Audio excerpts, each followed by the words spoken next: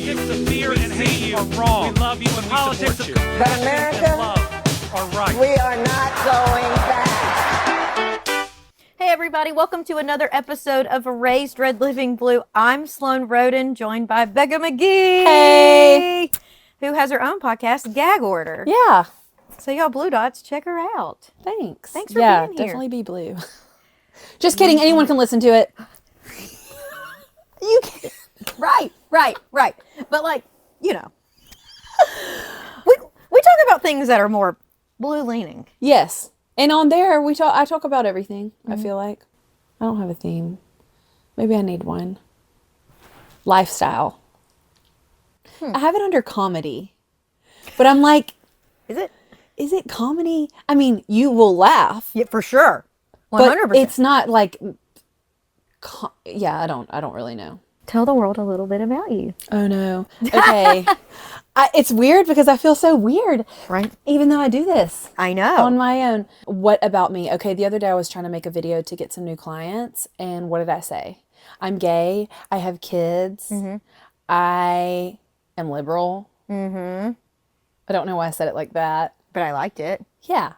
And then I divorced. I like hobbies. I'm a Sagittarius. I love astrology. I'm taking a rug tufting class. What is that? In October. I want to make rugs. Like with a gun. Oh. Like a tufting gun. I don't know Sorry. what a tufting gun is. Not a pew-pew. No, a rug tufting gun. It's a gun that tufts. Like a nail gun. Or a, Sort of, but It's a it tool. makes loops It's a around device. a thing. Yes. And then you turn it over and you like trim it and then you have your rug.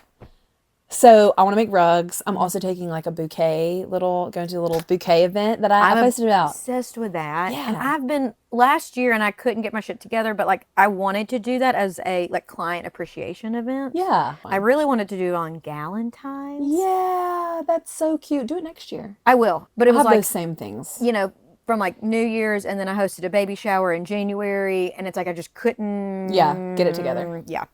Same. I wanted to do a pride event. And then then it was April, and then it was May, and I was like, oh, it's too late. No, I didn't do it. But I wanted to do like a speed dating. I just think that would be so fun to like have people send things to you, and then you'd be like, okay, these are the 3 people that are going to speed date them. These are like kind of matchmaking, but but this is Birmingham. Would they be straight So or not? No, absolutely not. Okay, good. Even though Also, it'd be like, do we need your chart so we don't match you with somebody? that would you've be already amazing. dated? Oh, your chart. I thought you were talking about your astrology. I'm talking about the You're Alice talking about your chart on the chart. L word. Oh shit. Okay. Well, I don't really. I know we gotta work on your L word knowledge. I know. We'll But get to I'm it. still down to that idea. Me too. Is there anything else I should have said about myself? I have 3 children. You own your own salon? I own my own I salon. know, It's called Mood Ring. In West Homewood? Yes, West Homewood, across the street from Patriot Park. Mm-hmm. And I can accept new clients. Yeah. Because I've extended my hours quite a bit. And now I'm like, oh, those hours need faces in them. Yeah. And I'm also would love to meet new people. Like that is, my clientele has like shifted throughout the years. And I feel like when I look at like my hairdresser, Michelle, who I thought you were her client. She has been doing hair for like 3 or 4 years longer than me. Mm-hmm. And of course she's grown immensely as a human being, but like the fundamentals of who she is have like remained the same the whole time. Okay. So her clientele is like ironclad, 10 weeks out booked, could be booked out 6 months probably for the year. Yeah. And I have been in stages like that in my career, but it over the last 2 years has changed so dramatically. And I would be remiss or just naive to not think that has something to do with coming out and like getting divorced and my lifestyle changing a lot. Okay, so I was gonna ask that. Like I would not like. I think I've been naive. Like no, like I don't think it. And then I'm looking and I'm like, oh yeah, this person, I missed them, and like some things make sense. I'm like, oh, I quit. I did extensions, and I told everyone like, I don't want to do extensions anymore. If that means you don't come to me anymore, like that's sad, but I hate doing extensions. Yeah. So like lost some people for that. And then I've definitely like seen like a couple people fall off that I know it's absolutely about our beliefs. I don't know that it's because I'm gay, but it's definitely about differing beliefs. Oh. And so I'm seeing this as like, I extended my hours. It's a new opportunity to like meet new people and create new community. Yes. Especially LGBTQIA+. Yes. but all my cuts are like they're not priced for gender. So Okay, like okay. everyone's going to pay the same. If you are 5, if you're 55, if you're male, female, non-binary, whatever, you're paying the same amount. Okay, I love that you're like manifesting and like putting this out in the universe, since like you're a manifesting queen and English is a manifesting queen, and I'm trying to become my own manifesting queen.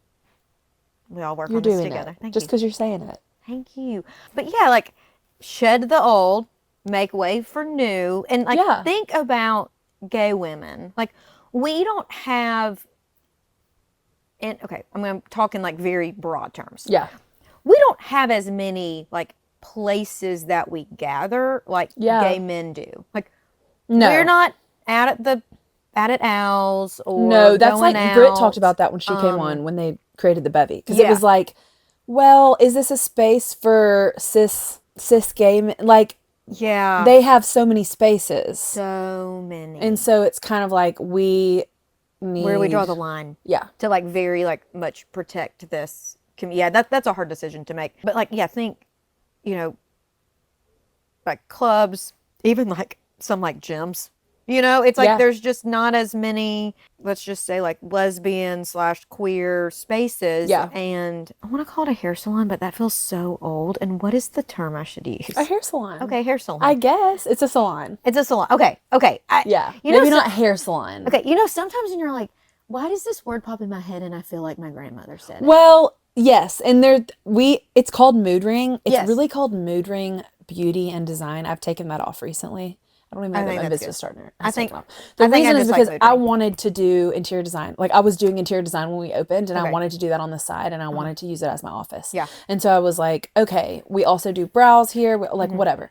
And so I've taken the beauty and design part off, but I don't want to add salon in because I don't want it to be called mood ring salon. I just want it to be called mood ring. Yeah.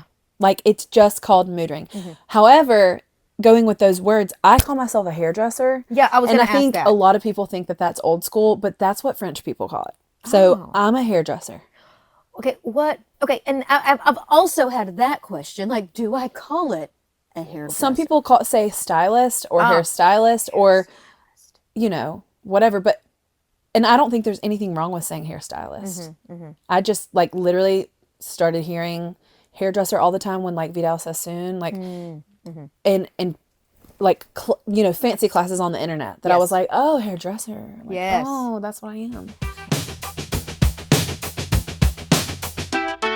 No, I love this idea of like turning mood ring into this welcoming, open space for the queer community. I feel like we have so few right now.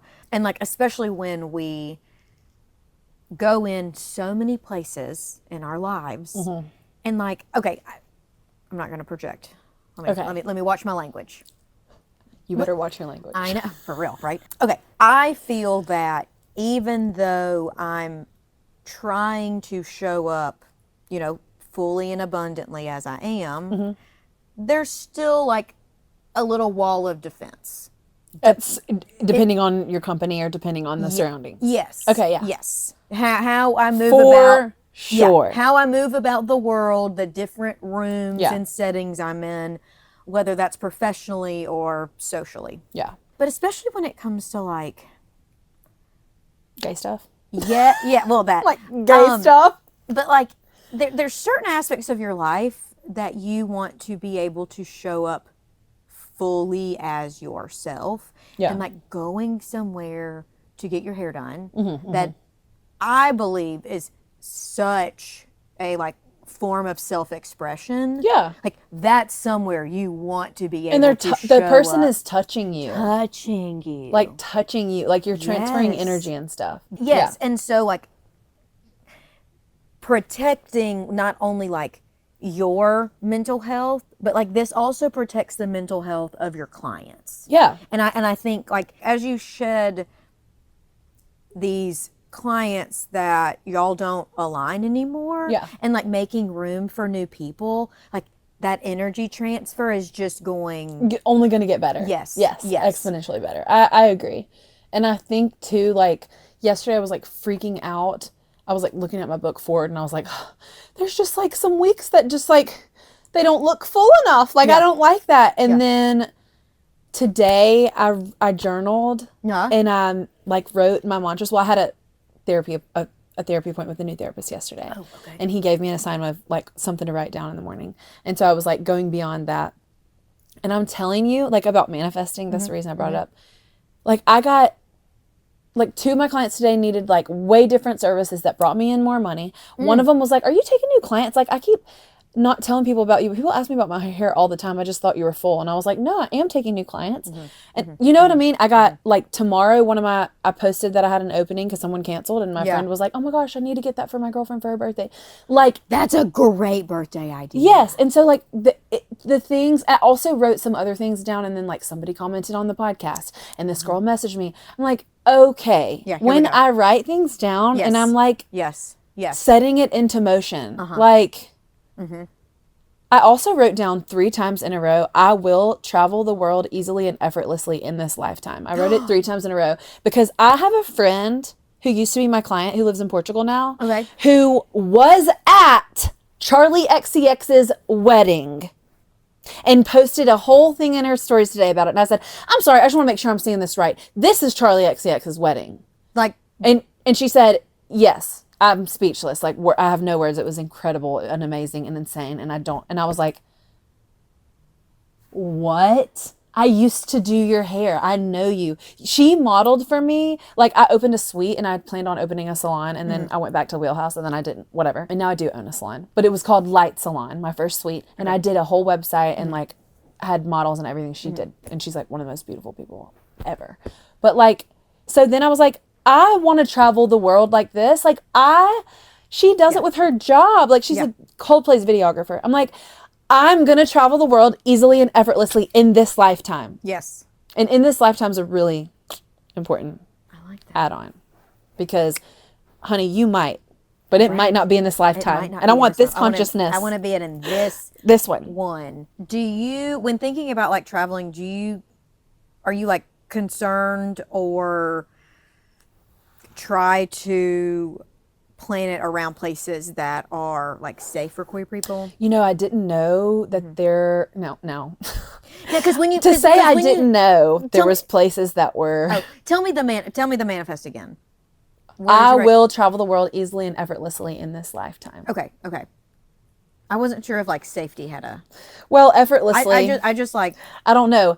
I will say this. I told you. Did I tell you about that journey thing I wanted to do for me and Kelsey? Yes. Okay, so one of the options was, it had 4 options about discrimination. Do you want to mark out things? And I was like, I don't want to go anywhere anyone's discriminated against. Right. I took, and it was like, all right, taking out Morocco and Poland. Yeah. And like, I would have never. Well, you know, Auschwitz was in Poland, right? Not in Germany.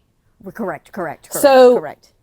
But I wasn't even thinking about that. Right. And you know, like, because I came out a couple years ago, like, these are things that I've never had to think about. I also think like when.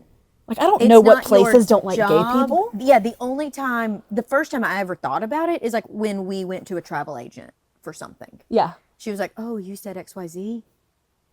And when you say girlfriend, can I confirm? And I said, yes. This is your partner. And she was like, okay, rather than this, I recommend, places in Mexico. And we had an absolutely wonderful time. Sometimes I feel like these videos on TikTok are satire. But, it's like one where they like, sometimes I get on a really deep hair like rabbit hole algorithm. People love that. And they'll always ask in my chair, have you seen this? Have you seen this person? And I'm like, do you want to know? Last thing I'm watching at home is hair videos. Well, the last thing I don't follow a single like realtor influencer. Yeah, you're not like I don't watch Selling Sunset. Like no. Yeah. So I get it. But there's this one and she like turns her around and the girl, clearly doesn't like it. Okay. Which like I've been there. Like you turn around and you're like, oh. I don't like turning around. I don't like that. Yeah, same. Or don't turn around. It gets done. But yeah, I appreciate that. But it was one of those times where like I wanted like short hair and it just like it turned into like a may I speak with the manager kind of thing. And it's hard to like articulate like what I think it is and like are the words I'm using, so that whole description is I recognize is a hard process. But she turns the girl around and she clearly doesn't like it. But the stylist behind her continues to touch and fluff and zhuzh. And the girl is physically upset, but the stylist continues to touch her. And it like, as like someone who, I'm like really into physical touch if I like you, but like it can wig me out. Yeah. I like get it. I know what the hairdresser was going through because she is just trying so hard to get the inner, like there is that's like, if, okay. I feel like I've had a situation. Tell me from your perspective. Mine is from an I'm really uncomfortable and you're in my space touching me and I can't leave. It felt like caged. Oh yeah. You're saying when you were watching the video, even it gave you a visceral reaction. Yes. Yeah. Yeah. Okay, so to give your perspective from her, she's trying to like do anything to make the energy different. Yeah. Because if you can feel it from someone, like sometimes you're projecting onto the client because you don't like their hair, but they might like it. Oh, okay. Or they don't like it and they can't say it because they're that type of person. Or they just have that energy and it's confusing. You don't know what's going on. Yeah. Like, there's a lot of they're staring at it while you're blow drying it, or they're making some sort of weird like, and you just like don't know. Maybe you're having a bad day that day, and you know what I mean. Yeah. But definitely, like, I think that I make not a mistake, but like one thing that I do as a hairdresser often is I'm hard on myself, and then I project how I feel about their hair onto them, and so then it's almost like I'm like giving you a reason to not like your hair, even though I rarely have a retouch. So like even when I'm doing that, they're like, "Oh my God, I love it. What are you talking about?" And I'm like, "Oh, I just wish I could have gotten like a little more cool tone here or whatever." And they're like, "Oh my God, no, I'm obsessed with it." Okay. So I'm like, "Okay, wonderful, great." But I also only like my hair when I leave the salon after a haircut. I've never been in love with my hair color the day that I left the salon ever. Interesting. And now I don't color my hair. Yeah, I know. I would always be like, I let all of mine grow out and then just cut it off. And same. That's what I did. Cut your little bob. I know. I love it. I really do. It looks so good. I've been staring at it. Thanks. It's just like so like. Yesterday I was obsessed with it. This morning I woke up and was like, oh my God, it's too short. Oh no, I love it. I'm like, whatever. It literally grows so fast, and I do love it. It's just going to depend on the day. But I do think after my next haircut, I'm going to let it grow like an inch and a half because it's going to be beanie season. Oh, you want a little? And I need someone to hang out. I don't want to look like a boy. I'm so afraid to look like a boy. It's a complex I have. What? It's because I'm gay. I really, for real, think that if I would have come out, like, when I knew, like, when I had the first inkling, then I wouldn't have such a weirdness about looking like a boy. But for my whole life, I, like, grew up with this, like, can't look like a boy because I am like a boy because I like girls, and that's so wrong, and only boys should like girls. So I better look, like, hyper feminine. The first time that I ever saw that cover of magazine with the trans man on it who was pregnant, he had facial hair, but he was also pregnant. I remember being like, I feel so uncomfortable with that, but I also feel so uncomfortable being uncomfortable with that because I'm a good person and I love everyone. But I realized, like, breaking it down all these years later, like, I had this, like, aha moment when I was thinking about, like, you know, why did it take so long to come out? Why did I marry first? What, like, all these things. Yeah. It's like a lot to come out of something and feel like you were in a whirlwind and like you made all these life choices. And even though I was there and I was present, but like it all feels like, okay. Did it kind of feel like you were on autopilot? Yes. And like just comp pet, just like constantly. Because I think for me, bearing a child was the most feminine thing you could possibly ever do. Yeah. Become a mother. And so I think that's why, like, between that and my terrible relationship with my mother, where I wanted to have unconditional love, I wanted to be a mother so bad because it was like, oh, something's gonna love me, and that's the most feminine thing, and I can prove I'm feminine. And so when I saw that, it threatened my own femininity, and was like, wait a second, how can you do that if you are saying you don't want to be a woman? Isn't this the most, like, that's where I was at. And so now I'm like, oh, it's funny because I'm like, well, like their body is their body. Like I've done with my body what I wanted to do with it. And like, what the fuck does it matter about somebody else? Yeah. So it's like, Yeah. it took me a minute to figure out, because I just was like, I'm just like not discriminatory or, you know what I mean? Like I can be a hater. I mean, I hated Taylor Swift for ages, but like, Same. And now it just felt like, this is not who you are. And it took a minute to like untangle. And I'm like, oh, well, that makes total sense, because I thought, like, what is the most girly thing I could possibly ever do? It would be like love being with a man and having a baby. Hey, fellow Blue Dots, don't forget you can find all of our episodes on Apple Podcasts, Spotify, and YouTube. Please hit that subscribe button, and we would love a review. Okay, now back to the episode. Can we dive into you being married and coming out? Yes. Because that is literally dive into anything. It's important stuff. I think it's happening all over the place. You're right. Okay, yeah. It's like more and more is happening now. Yeah. You know? And I really think that there are more... I don't want to get lit on fire for saying this, but I do think that there are more people, more women, middle-aged women coming out, because that's not a midlife crisis. That's figuring out, oh my God, I've been silencing all my needs for all this time, or I've been acting as you want, as society wishes, whatever. I believe that the truth is that, like, there is some sexuality is a spectrum for every single human. Right. I don't mean that every single man could ever imagine themselves being with a man and be like, that might be okay. I'm not saying that. Right. I do think women are a lot more open to it. And I would say that I hear straight women all the time say, like, yeah, if I could choose, do you think this is what I would want? Yes. So I think there are some people actually trying to choose right now and saying, I'm going to try a woman. Like, that's not what I did. I mean, I definitely was like, well, I am going to try to date women, because why would I not if I have a second chance at life? And then I was like, wait a second, this is all that I actually want.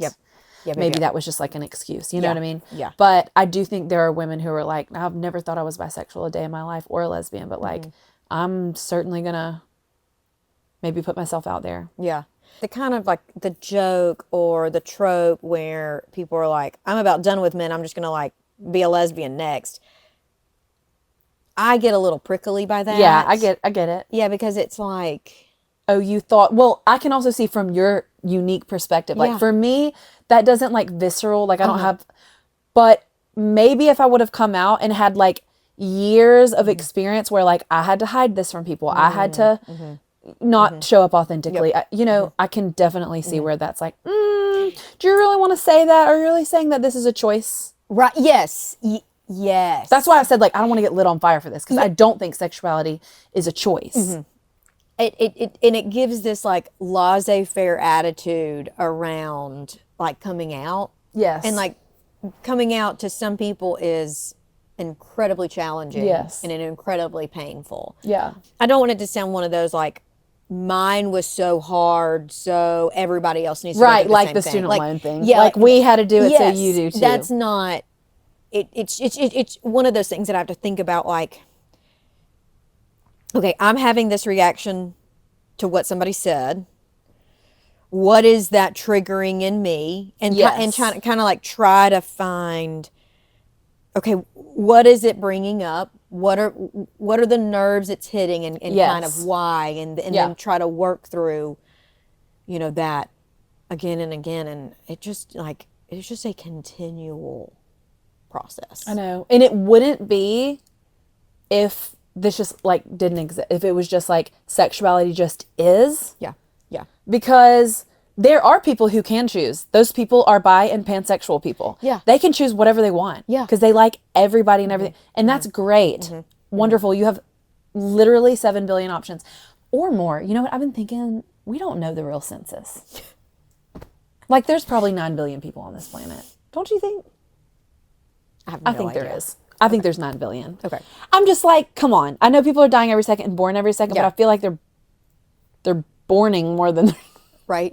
Yeah. Anyway, there are people who can choose. But yes, I think like everybody's your upbringing, your like core beliefs, all that stuff have so much to do with it. Because if you were like raised to believe that this was like wrong and that gay people should be stoned to death, and how painful would it be to be like, wait, is that me? Like, you mean me?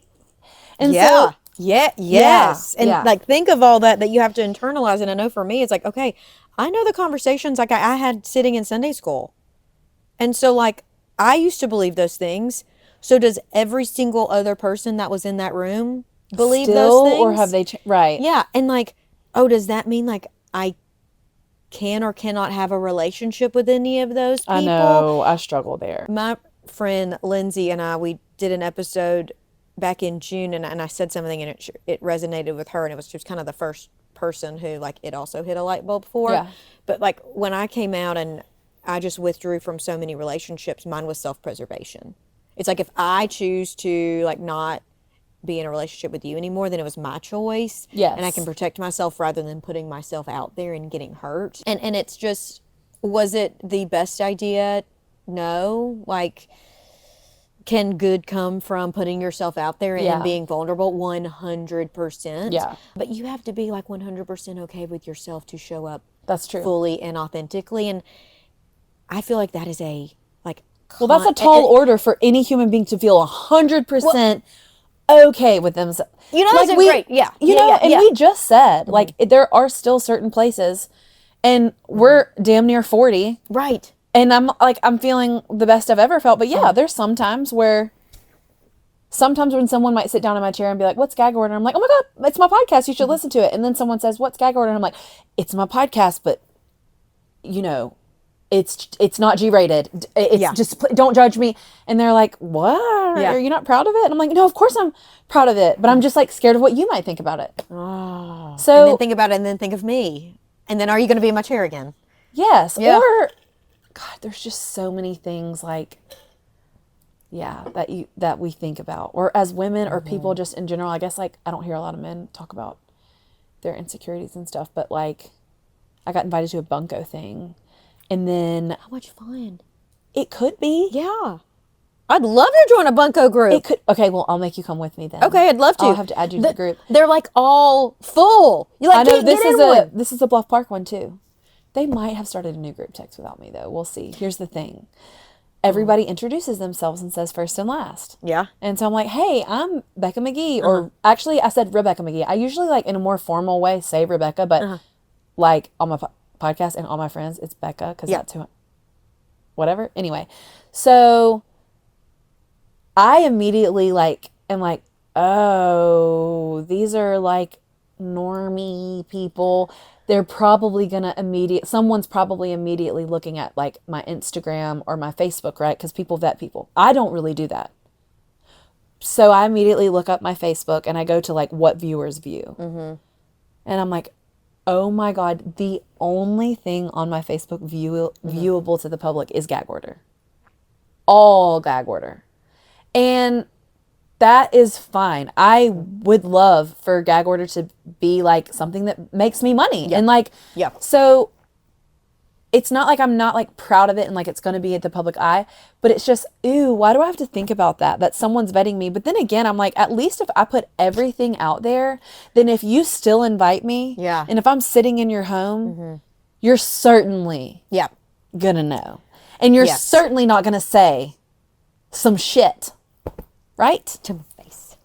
To my face. Right. So at least they know, right? Yeah. Okay, I really want to talk about like, okay, being married and then coming out as an adult. Yes. Having been married to a man. Like growing up or even in your marriage, did you acknowledge this, or was it after you were divorced?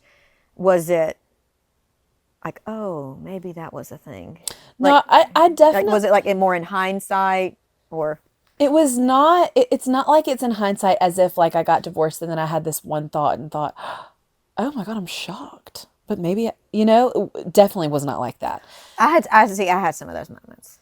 Where I was like, was this always there? I just didn't... I just like, it was definitely always there. Yeah, but I like wasn't in a space, in Alabama, in the Church of Christ, as a cheerleader, going to the University of Alabama as a sorority girl, like was not in literally any spot where it could have been. There's no acceptable, right. I didn't play sports or go to college. And there wasn't representation that was like you. That's the thing. Right.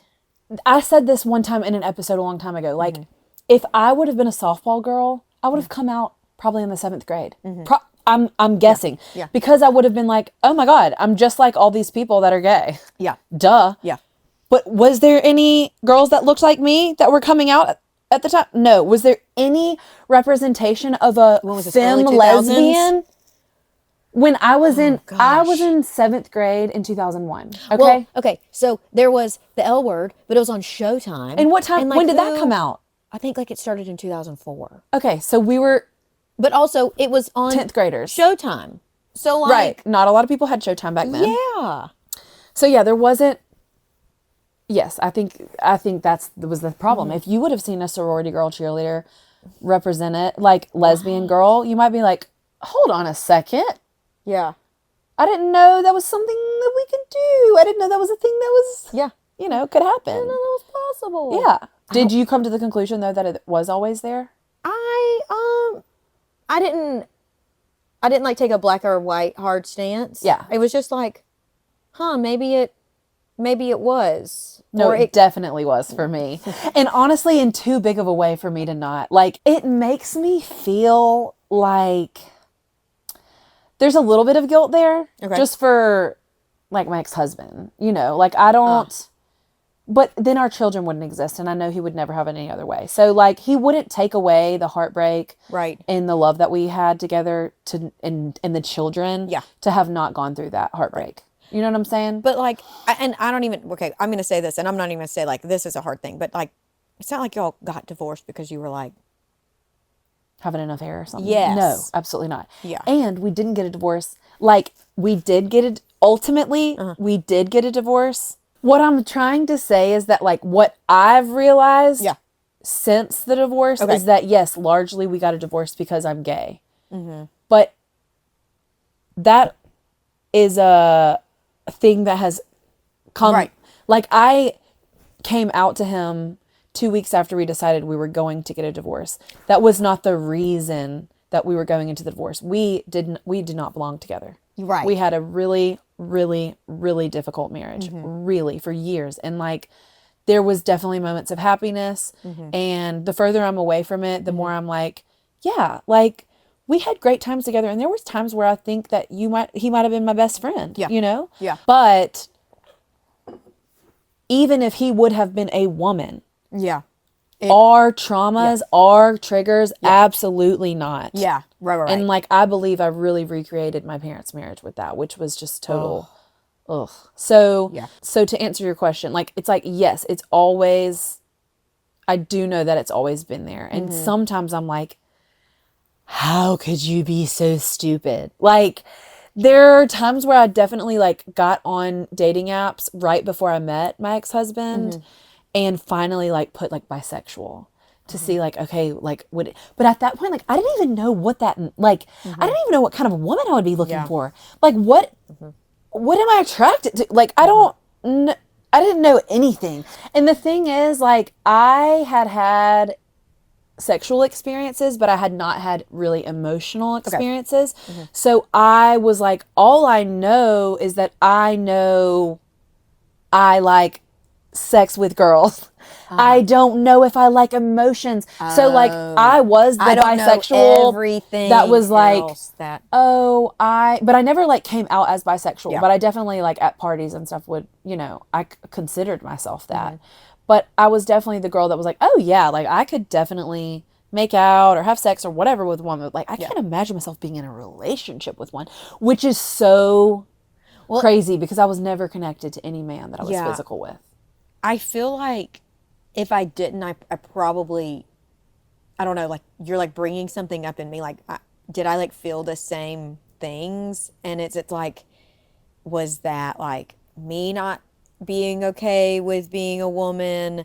Was it, all this speak about women are too emotional and internalizing that Yeah. and just the just all what we're like told as women in society for years and years and years, and then like that goes to like not only like self-talk but like then, like, my how we partner. view others. Yes. There's or like what my partner could be like, because Yes. now that is a different, yes, or like I couldn't be with a woman because I've been told these things about women, so then they must be true. And Yes.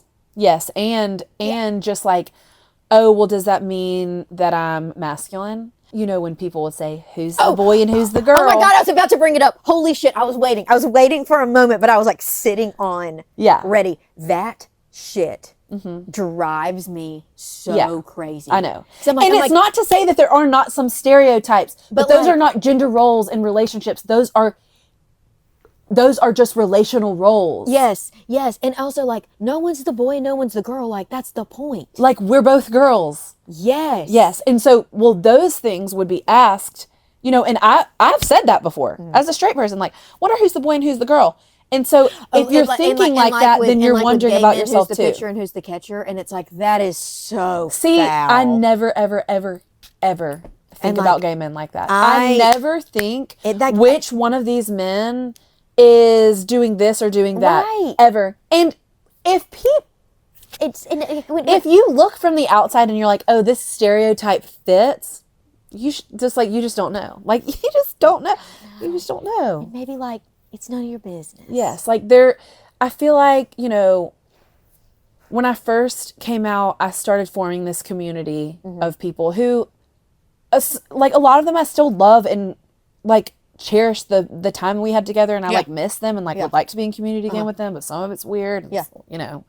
And there was this, like, at times I liked it and at times I didn't like it. There was this like talk of stereotypes and top, bottom, femme, mask, this, that, all the time. And I was like, it was like too. It was just like so much. And I was like, oh, so you're telling me if you're bottom, you have to be femme, and if you're top, you have to be mask. That's what you're saying. Oh. And people would be like, well, no, but, and I was like, well, yeah, that's what you're describing. And so if I would always be like, well, then I'm a top.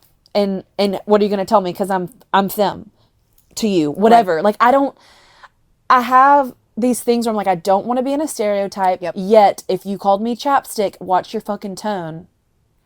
But if you called me, I'm like, don't ever call me like a pillow princess, watch your fucking tone. Yeah. So you can call me anything that's not too masculine, because you might trigger me there. Right. But also don't make me out to be just like, yeah. So yeah. There's obviously, like, we have triggers from growing up, from TV, from the past, and from the gay community. Yeah. Because it is like that. It's like somehow the most open and accepting place you can go, and at the same time, it's still trying to categorize everything. They still want to categorize. Yeah. Yes. And so, and like, is that, and sometimes I wonder, like, is that a human condition that, like, we want to be able to know what somebody is? Like, does it go to like a predator primal versus prey? Yes. Yes. Yeah. Is it like a primal thing?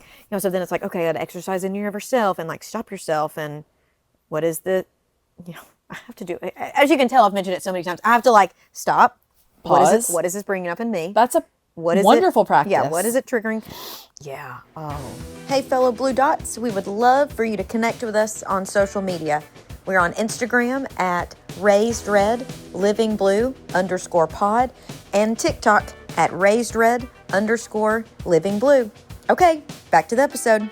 So you came out to your ex-husband, within 2 weeks of like y'all deciding. Yes. So what was it like having that conversation? What was his It was reception? So funny. Okay. I'd have been terrified. Had gone out of town. Okay.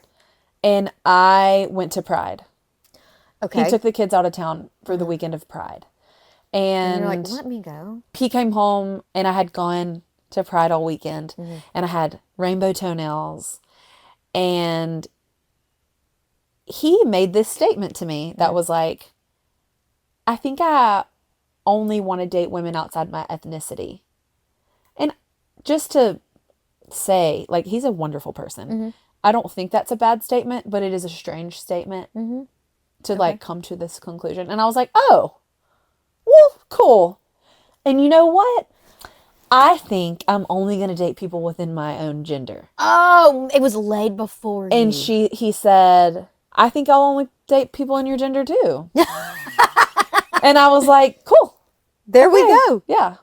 And then a few hours later, he was like, oh, you have rainbow toenails. And I was like, yeah, I got them. It was festive. He's like, you got like pride toenails. I was like, yeah, I went to it this weekend. So I just thought I would be festive. And he was like, wait a second. And I was like, what? And he's like, you went to Pride this weekend? And I was like, yeah. And he's like what? And I was like the parade and the festivities and the after party at Al's. And he was like, and I was like, and I slept here and I came home alone. Yeah. And he was like, what? I just like didn't know you were going to do all that. And I was like, you didn't tell me one single thing that you did this weekend. So I didn't tell you one thing I did this weekend. Like, I didn't think we were doing that. And it wasn't a secret. I'm telling you, like, there's pictures on the internet of me. Yeah. And Also, so like this isn't that's like, how it went. Also, like, you're making me feel like this is something to be ashamed of, and it's nothing to be ashamed of. Well, I think it was like getting real for him. Like, and gotcha. then I do think months later, and I think this is squabbled now, but I think months later there was like, he wondered if I had had an affair the whole time. And I was like, oh, wow, no, you should really, absolutely not. Yeah. Like, Yeah. And so yeah, that's how I came out to him. Can we talk a little bit about your sobriety journey? Yeah.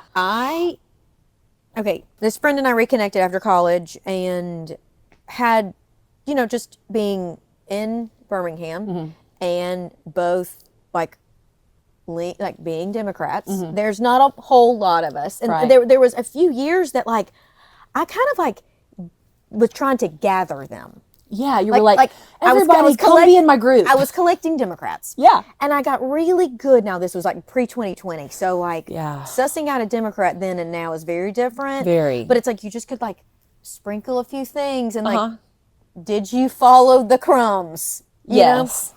So I was kind of like collecting people that way. So that was something we had aligned that I didn't have with a whole lot of people. Yeah. So that was a great thing for us to connect on. But like, loved hearing things that she learned throughout her like 12-step journey. Yeah. And there's a lot of helpful tools in there. There was like so many times. I feel like every time we got together, I'd be like, God, everybody needs to go through the 12 steps. Like, just like the awareness and even gosh, just this morning, literally on the phone, she was like, okay, I'm going to ask you a question that my sponsor would ask me. Yeah. And it's questions that like really make you think. And like the rest of us are not equipped with those tools. Yeah. So what I'm trying to say is it's this, I'm so in awe of people that have gone through this journey and just the awareness that comes with doing so much work that I learned so much being around. Yeah, just y'all. like the influence. Yeah. So that was kind of that was really a long way to like, just like kind of show like respect and admiration. Oh, thanks. Because I'm thankful when people want to be open about it. I feel like I'm blessed with learning opportunities. Yeah. Well, you're welcome. Yeah. I guess I should say. You said thanks. I am California sober, which I'm doing the thing where I'm dumbing myself down a little because I'm like, I just don't want anyone that like if anyone's watching this that knows of me or knows who I am and that does know that already to be like, oh, she is not sober. I have been sober from alcohol on October 1st. It will be 13 years. Holy shit, that's incredible. And benzos, I've taken a benzo in the hospital. I've taken painkillers after surgery, but THC is the only mood altering substance that I'll do. And so, just to preface that, I don't think that like, I don't believe that takes a bunch away from my sobriety, but there are certain regions in the United States with 12 steps that would literally be like, oh, like her sobriety is totally gone. Like, don't recognize that doesn't count at all because she's done a mood or mind altering substance. Interesting. And like, that's fine. Yeah. I don't need to be accepted as whatever, wherever. Like, I don't, I used to feel like my sobriety was, I do think it's important, but I used to wear it as more of an ego thing where I was like, I'm better. Yeah. Like there was a portion of it that felt like, Yeah. oh, well, I'm sober. So like you wouldn't probably get that. You know what I mean? Like, well, I've been through the 12 steps. So like, I don't know. I mean, I know you've been to therapy, but like, have you done the 12 steps? You know what I mean? I will say, I've been to therapy. It's not the same. It's not the same. And I do think, you know, with everything, I have ebbed and flowed of like how I feel about 12-step programs and all sorts of things. And it's just like everything else. There's bad apples and there's good ones. And there's good things about it and bad things about it. So it's like the community aspect of it, I love. I think strength in numbers. You know what I mean? 5 people trying to stay sober together, way better than 1 person alone trying to stay sober together, or 2 people. Okay, so real quick, I wonder if like you hit on community, which I think is so important in like so many aspects. I wonder if because like you developed that sober community, if like when you came out, that's why you were so diligent about creating a queer community as well. I do think I'm a community person. I like friends, and I also enjoy like I just enjoy a lot of social, but I also like I need my space, and I also like do like being in the spotlight. I feel like comfortable enough to say it out loud, but also still with a face where I'm like, I don't know if I'm supposed to own that, but like it is just what it is, and I just think like there are people who like to be the center of attention or who don't mind it and who can enjoy it sometimes. And there are people who absolutely can't, but it's like okay for people to be like, I just hate being in the spotlight, but it's like not okay for me to be like, I like being in the spotlight. Like I'll do it. You know what I mean? So I think that goes to like, we're supposed to like dim ourselves down. Yeah. We're supposed to be quiet. We're supposed to be demure. We're supposed to be whatever. Oh, or I'm supposed to just like that, whatever. That's a caveat. Like that thought in and of itself just is like, oh, do you think I just like landed here because I like stepped in the right rooms? Like this was effort. Yeah. Like, Yes. not me, but like people who were like my favorite influencer, Teffi Pessoa. She's one of the people that made me feel comfortable about saying that I like to be in the spotlight, because she's like, how am I not supposed to be able to admit that? That's something about me that I know about myself. And do I think that she just like landed what she's doing now just because the right people, whatever. No, she's like worked her ass off at being good at being in the spotlight. Yep. So is she supposed to just act like it's not something she enjoys just because that's like feminine? No. Or that idea, like if you're good enough, somebody will recognize it and like pluck you out. Yes, because that's also not true. Yeah, and it's like, no, like this was it like takes effort. My cheerleading coach said this like one time, like when we would vote for captain and co-captain. I'm going to get this wrong, but she was like, if you're unwilling to vote for yourself, you don't deserve it. Right, because show me why I should vote for you if you're not willing to vote for yourself. Like, if you don't believe in yourself for it, then why should anybody else vote for you? Yes. And like that, you know, admitting, yes, I like being in the spotlight. Yes, I like these things. Yes, I believe in myself enough to do these things. I think they're the same side of the same coin. Yes. Yeah. But it's also, I'm like, it's effort and it's not effort. It's effort and it's manifesting. It's doing the next right thing. And then it's, what does the universe have for me? Right. Like, I don't want to work so hard that you kind of like miss other opportunities that you might have been like, too tunnel vision to see. Yes. Like, yes. The question I was asked this morning is like, what's your why? I'm like, that's a great, she's like, I'm going to, you know, ask you what my sponsor would ask me. Yeah. What's your why behind this decision? You know, not that any of these paths are right or wrong. Whichever path you choose is the right one. Yeah. Because you choose it, you know, for reasons. And then I'm going to get this wrong, but it was so good because it was like, a saying? I don't know if it was a saying or not, but she said something like it's not always about being right. Yeah. And I've like said that like when it comes to some decision making, like sometimes the best course of action is not the one to burn it all to the ground and prove you were the correct one. Oh yeah. And I just was like, oh yeah, that's good. So like, I'm gonna say, everybody needs a sober friend. Yes. And like, maybe more than one. I feel like the perspective that you get, I mean, just from different human beings in general. Like, I think that, that goes to like diversity. Yes, and one thing in 12-step rooms is so much diversity, more diversity than you will find in any other room in your city. Like I could say that. I could say that with my chest. Yeah. Like you can go into a 12-step room and find more socioeconomic and racial diversity than anywhere else in your city. Anywhere. Yeah. Because like addiction does not discriminate against anyone. Nope. So like Nope. It does not. yeah. Yeah, it's getting having relationships with people with and from diversity, you know, whether it's racial diversity or socioeconomic diversity or diversity of like life experiences, which I would claim like 12 step is one. Like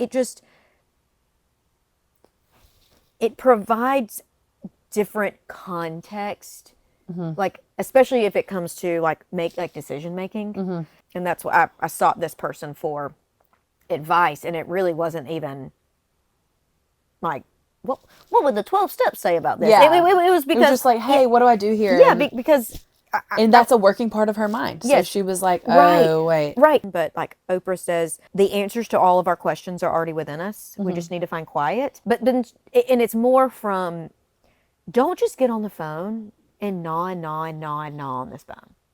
But she gives you the grace to say, if you get to a point in your reflection that you need additional information to help you make this decision, make those calls. Yeah. But don't just call to go over You're it. so right. So I phoned 3 friends this morning, and when I reflected, it was 3 friends that have different like jobs and perspectives. Yeah. And when I think about it, it was like all 3 of these people had different skill sets. So in reflection, I was like, oh, this is what this person was able to help me with. And then this person was able to help me in another way. And then the third person was able to help me in another way.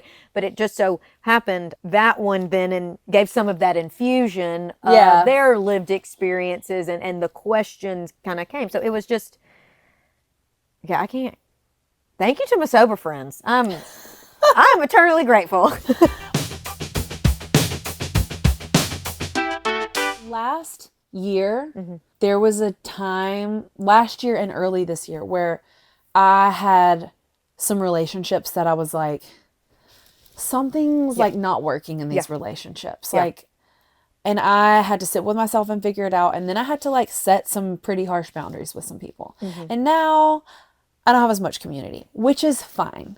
Because have you ever heard when you're like getting healthy, it can get lonely? It's like, yeah, you start holding boundaries for yourself that keep you safe. Like sometimes the healthiest boundaries you can have for yourself is like, oh, that person's not necessarily great to be close to for me or whatever. And then it's like, oh, well, like maybe I'm a little bit lonely, but I'm also not feeling this stirring within me that's telling me like something's not right in your relationships. And so a big portion of that too was that like I needed quiet. Like I felt like I was going through a lot of things and I was constantly calling on people to give me advice about this. Can I talk to you about this? And it was just like, wait a second. Like, I think that I've got a lot of tools. Like I was like, I'm 36. I've been through a lot of shit. I've had a lot of great therapists. I really think that like I might be able to just like sit quiet and figure some things out. And boy, did I. And it was like healing and I cried all the time. Like, but it taught me to like listen to myself and to my body instead of like need outside source immediately. Cause like I don't. And especially if I hear someone give me some advice, like I have become so in touch with my body, which I'm so grateful for. I really didn't know that. Like it's kind of settled in over the last month or so. I'm like, wait, I really do. My body is a compass for like what's going on. Like, so if somebody gives me some advice or says something that immediately like, I'm like, oh no. Okay. Thank you.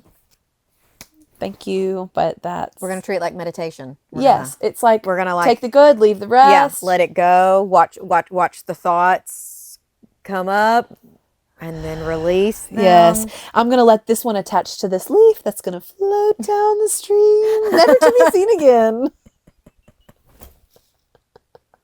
Have you ever done that where you're meditating and you're supposed to be sitting on a log? No. And okay, well, do it with me. Okay. You're sitting on a log and there is water beneath you and there's a branch over you that has leaves. And each time that you have a monkey mind thought, you attach it to a leaf and you watch it float down the river so it's gone away from you. So then your thoughts are now taking places and going away and you can just listen to the stream. So sometimes I'll try to meditate and it's like, y'all get on some leaves. Get out of here. Like, I need a burst of wind. Yeah. Listen to your body as a compass. Yes. Well, have you ever been having a conversation? And not needing, like, so much, yes, like, so much outside validation for your decision. Now, yeah. like, because sometimes you're going to ask 3 opinions and you're just going to take the one that you had already chosen. And you're like, thank God, I'm validated. When sometimes it's like, okay, these are the set of options I have, or like, these are my pros and cons. Like, what am I missing? Is there something else I need to consider in this? Yeah. Especially when it like... That's when I'm seeking other people. Because I'm like, is there a perspective that I'm missing? Is there a piece of empathy I've lost? Not just the... Am I a sociopath? Not just the talk shit, talk shit, talk shit, talk shit, talk shit. Yes. Yeah. Yes. And can you believe when they said this? And then they said that. And then there's no advice given because you've just like gone over and over and over and over the thing again. My dad was in management for a while, and this was a great... I've not put it into practice, but I need to. Yeah. But like he said, when his employees would come to him, he would ask, are you wanting advice or guidance, or are you needing a space to just get this off your chest? And validate. I have to ask that too. Yes. There was another though, like, are you coming to me for advice or to vent? Uh-huh. And there's another thing that's like, are you coming to me to validate a decision that you've already made, or are you coming to me to actually hear what I might have to offer that you might not have thought about before? Because if you want me to validate your choice, I'm not your girl. You need to go ahead and let me know. Same.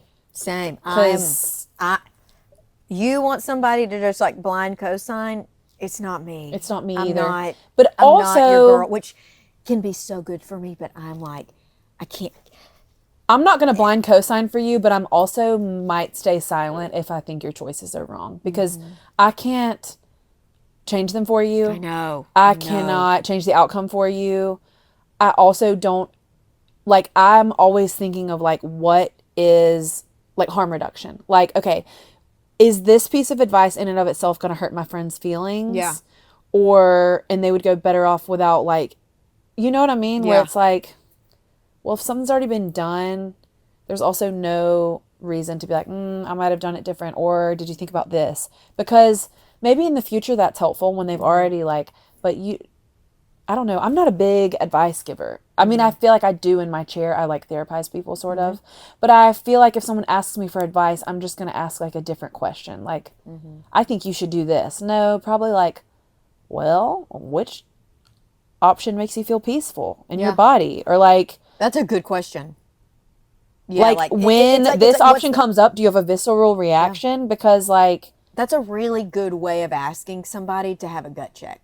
But but it's more like it makes them think about it. Yeah. Okay, we started on here, we're going to wrap this shit up. Yes. We started this by talking about, let's give a shout out to Mood Ring. Mood Ring Salon. Mood Ring Salon.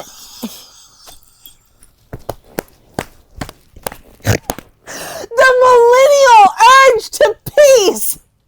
A double piece. A double piece. A double piece. Never. Okay, Mood Ring Salon. No, Mood Ring. Yes.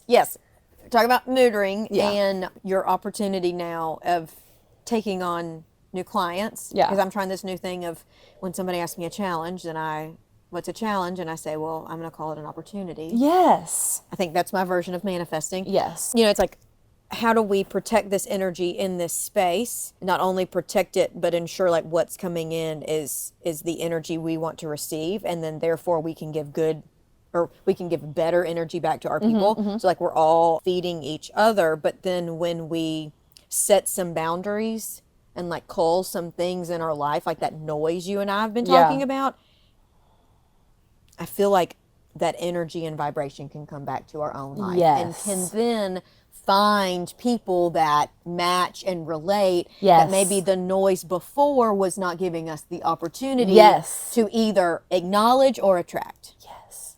Yes. Damn, this was good. And my therapist yesterday, my new one, said, I was talking about my body. I went to the stretch zone to get stretched out. And he was like, you know, I know the body keeps a score. Yeah. Like, I'm not, like, we know that. Yeah. But he said, when our body feels tense, we Yes. create tense thoughts. And I'm like, it's the chicken or the egg. Is it the thought of the body or the body or the thought? But it's the body, then the thought. Then you're in a do loop. Yes, it's like you've gotta lived cut the cord. in here, but now it's tense, so it's coming out up here, and I'm like, oh my God. After this, I'm gonna like get on the floor and put my legs up on a wall. Yeah, put your legs up on the wall. Do my hips. That's what I'm working on right now. Oh. She's like, I want you to so get to a bad. 90%. Like, I mean, I want you to get to 90-degree stretch. I am at 20 and 15 degree. That is how tight my hips are. And you know where trauma lives? In your hips. Yeah. Yeah. So I can't wait to get stretched out. But also, it was just such, like, when he said that, it was such a light bulb moment for me where I was like, it is holistic. That's why I feel incredible when I'm working out and shitty when I'm not. Like, Yes. It is. Yes. It's holistic. And the reason that I thought of that. And like you feel shitty, like, you know, you not only you don't feel shitty, like you feel better, but like something happens, like it's like the Elle Woods thing, like happy people don't kill their husbands. It's like happy people are just prettier people. Yes. Like I feel not only better about myself, I feel like I look better when I'm happy. Yes. When I'm I'm trying to like do this thing where I tell everybody at the end to treat yourself like a plant, drink lots of water and get sunshine. Yes. But like do that. Yeah, it just That is a thing for me. It's all of it. But what did you just say before I said that? I don't know, but it was good. And it made me think of that, of what my therapist the energy said to and me. like coming back and forth and Yes. Oh, you were talking about vibrations, which made me think of how he said that, and then how, two things real quick. My favorite influencer shared Practical Magic this weekend on her story, and I had just watched it the day before that. So I thought, first of all, we're on the same vibration. Yes. And that's amazing. Second of all, witchy I season. also saw her post something that only lasted for a few minutes because it was meant for close friends, and where she absolutely outed her relationship that we've all known about already. And she took it off. But anyway, so we are on the same vibration. Third of all, today when I was writing, I wrote, me and the universe have the same vibration, and I kept writing. I was like, I am on the same vibration as the universe, which means podcast guests will appear. Yep. Clients will appear. Like, I don't have to put in any effort to get the things that want me already want me worse. Yes. So Yes. like, show me how easy it can be. That's Yes. what I'm saying. Yes. Yes. Any sign off notes? Instagram handle? Oh. How to find you? Gag order? Yes, of course. I will give you all of it. Becca from Birmingham. That's my Instagram and my TikTok. The TikTok is. I also have gag order _pod on Instagram and on TikTok. Gag order is also my podcast on, what is it? Spotify and Apple. And then literally all the other ones, but I don't know their names, but not YouTube. And then my salon is moodring _BHM. And then I'm a hairdresser on Instagram for my work that I never post pictures of. Okay. But that's Just all look of them. at Becca from Birmingham. That's me. Yeah.